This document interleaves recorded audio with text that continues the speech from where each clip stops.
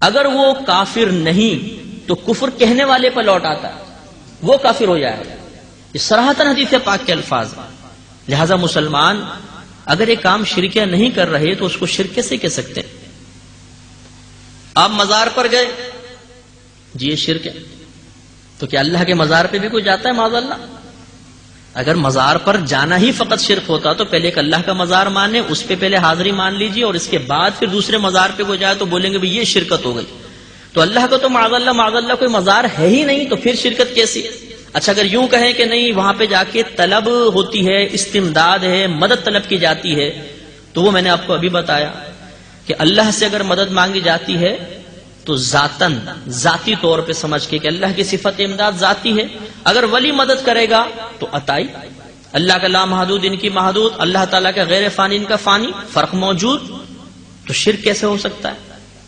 ہاں یہ جو مسئلہ ہے کہ مزار پر جا کر قبر کو سجدہ کرنا، یہ محل نظر ہے، لیکن اس میں بھی مسئلہ یہ ہوتا ہے کہ بعض اوقات جیسے ہی کسی کو جھکا ہوا دیکھا، اب وہ چاہے چوکھٹ ہی چوم رہا ہو، بولتے ہیں مشرک ہو گیا کیونکہ سجدہ کر رہا ہے۔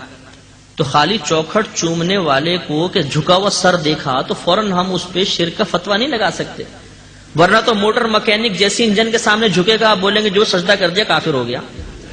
ارے بھائی وہ کیسے کافر ہو گیا؟ وہ تو گاڑی کو دیکھنے کے لیے جھکا ہے۔ تو خالی جھکنا تو یہ سجدے کی تعریف میں داخل نہیں ہے نا، نیت بھی تو درکار ہے۔ تو اس لیے اب یہ مطلب دم شرک کا فتویٰ جاری کرنا یہ غیر مناسب ہے۔ ہاں اگر کوئی واقعی سجدہ کر رہا ہو تو اب بھی فوراً کافر و مشرک نہیں کہہ سکتے، اس میں تفصیل ہے۔ سجدے دو طرح کے ہوتے ہیں، ایک سجدہ تعظیمی اور ایک سجدہ عبادت۔ سجدہ تعظیمی کا مطلب ہوتا ہے کسی کو عظیم سمجھ کر، قابل تعظیم سمجھ کر اسے سجدہ کرنا، جیسے یوسف علیہ السلام کو ان کے بھائیوں نے سجدہ کیا تھا، قرآن سے ثابت، وہ سجدہ تعظیمی اس شریعت میں جائز تھا۔ تو اگر کسی کو قابل تعظیم سمجھ کے اس کے سامنے جھکے تو یہ سجدہ تعظیمی کہلاتا ہے۔ اس کا شرعاً حکم یہ ہوتا ہے کہ اس طرح سجدہ کرنے والا گناہگار ہے، گناہ کبیرہ کا مرتکب ہے، حرام فعل کا مرتکب ہے، لیکن کافر نہیں ہوتا۔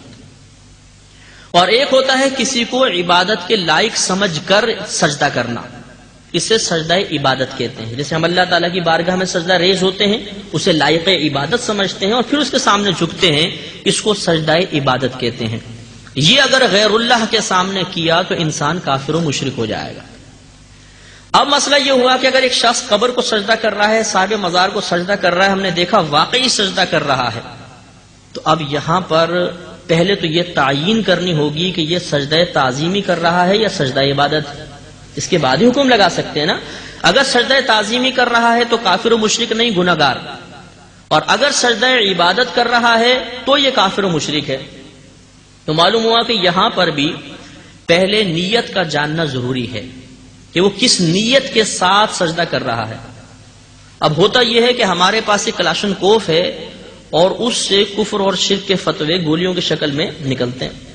اب ہم یہ نہیں دیکھتے کہ یہاں پر یہ فتویٰ جاری کرنا بھی ہے، یہاں پر اس کلاشن کوف کو چلانا بھی ہے کہ نہیں چلانا، فوراً جو جھکا نظر آیا جی کافر و مشرک ہو گیا، قبر کو سجدہ کر رہا تھا، یہ غلط طریقہ ہے۔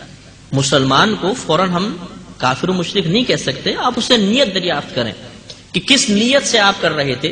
اگر وہ کہتا ہے میں سجدہ تعظیمی کر رہا تھا تو اس کو سمجھائیں پیار سے، محبت سے، یہ آپ غلط کر رہے ہیں۔ صاحب مزار کو ہماری شریعت میں یا زندہ آدمی کو ہماری شریعت میں سجدہ کرنا حرام ہے، آپ ایسا نہ کریں، محبت سے پیار سے اس کو سمجھائیں گے۔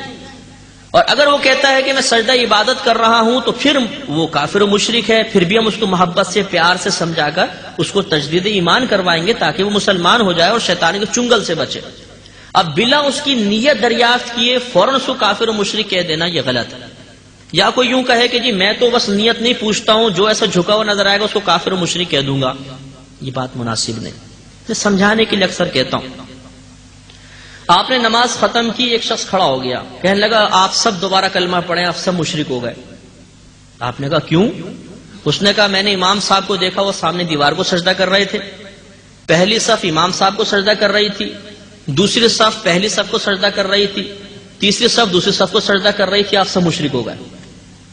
تو کیا آپ کلمہ پڑھنا شروع کر دیں گے؟ نہیں، بلکہ اس کو کلمہ پڑھوانا شروع کر دیں گے۔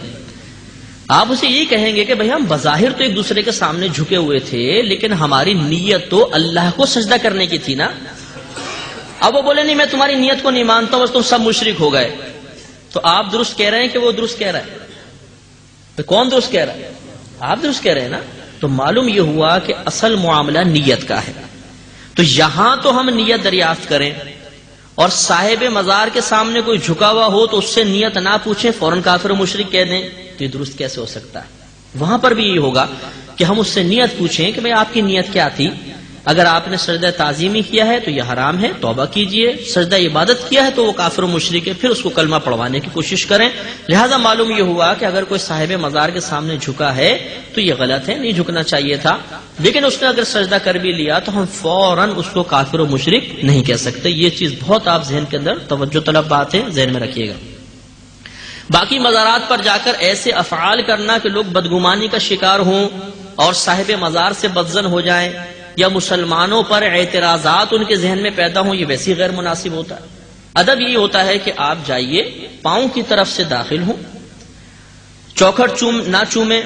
چومنا جائز ہے، میں اس کو حرام نہیں کہہ رہا ہوں، منع نہیں کر رہا ہوں، لیکن اگر آپ چوکھٹ چومیں گے، ہو سکتا ہے کوئی دور سے دیکھ رہا ہو تو یہ سمجھے کہ سجدہ کر رہا ہے، تو ایسا کوئی فعل عوام کے سامنے کرنا جس کی وجہ سے لوگ بدگمانی کا شکار ہوں، یہ مناسب نہیں ہوتا۔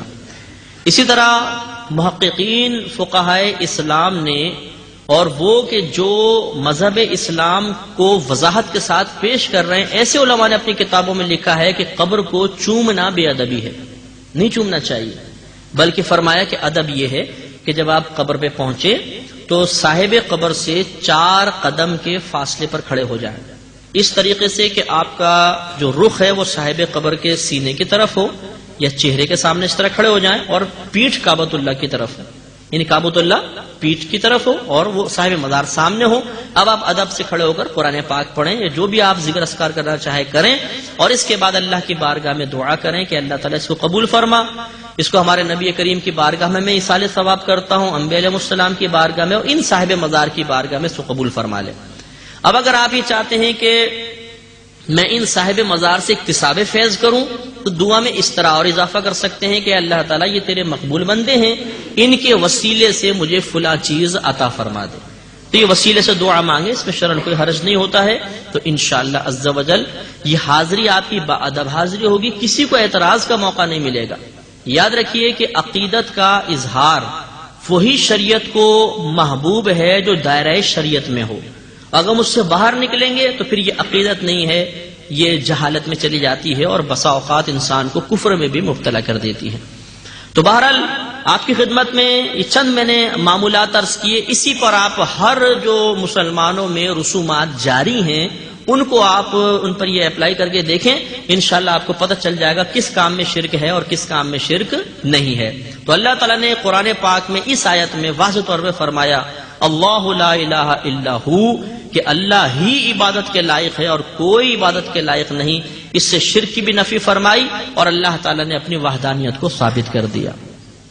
یہاں چھوٹی سی ایک بات عرض کر کے انشاءاللہ میں آگے چلتا ہوں۔